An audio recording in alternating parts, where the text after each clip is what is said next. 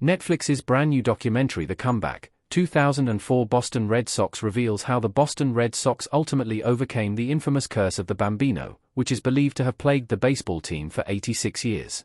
Although The Comeback is new to Netflix, with an October 23, 2024, release date, it could easily move up the ranks of Netflix's best sports documentaries.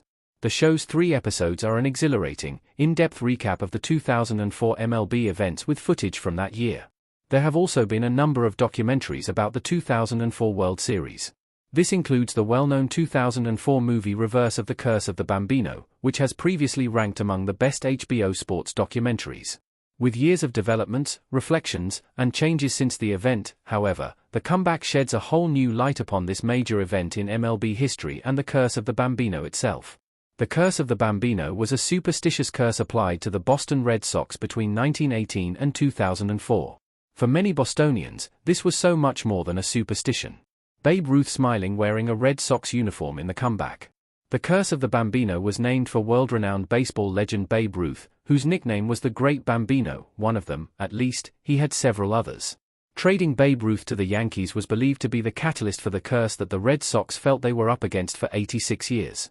Initially, Babe Ruth played for the Red Sox. Babe Ruth played for the Red Sox from 1915 to 1919. During which time the Red Sox won multiple World Series, in 1915, 1916, and 1918. In fact, up to that point, the Red Sox had built quite a good reputation, as they had also won in 1903 and 1912. Despite that winning streak with Ruth on their team, the Red Sox traded Ruth to the New York Yankees in 1919, which would prove a fateful decision. With Ruth on their team, the Yankees absolutely dominated the world of baseball. The team remains the record holder for the most World Series wins of all time, currently sitting at 27 World Series titles.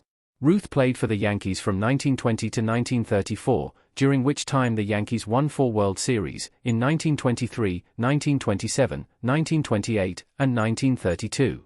Not only did the Red Sox not win a single World Series between the year they traded Babe Ruth and 2004, but they also faced a much bigger problem. They couldn't manage to beat the Yankees, even outside World Series games.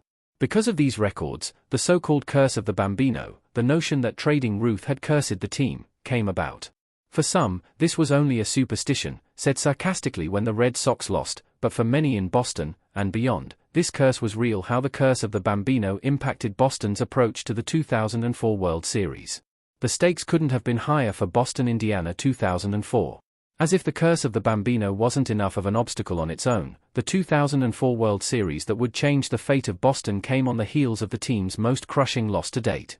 In 2003, the Red Sox faced off against the Yankees in the American League Championship Series, ALCS. The winner of this series would be the team to advance to the World Series, at which point they would play the Florida Marlins. This series went all the way to Game 7, meaning whoever won that final game was going to be the champion. In the end, the Red Sox came incredibly close, and they were even heavily projected to win midway through the game, but the Yankees took home that win. Many attribute this Red Sox loss to former Red Sox manager Grady Little, who was fired after this game, notably, as he left pitcher Pedro Martinez in the game long after many felt he was too tired out to keep going.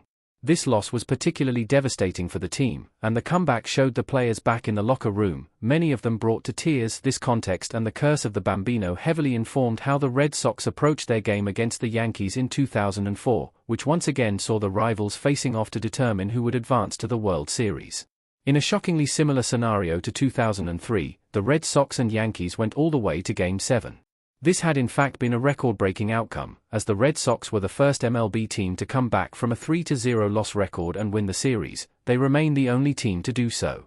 The team was not going to make the same mistake it had made the previous year, though. Not only had a number of trades happened in the year since, including, controversially, trading Nomar Garciaparra, but also, the team was much more mindful of players tiring out. This time, the pitchers traded off in the 7th inning, with Pedro Martinez stepping in for starting pitcher Derek Lowe.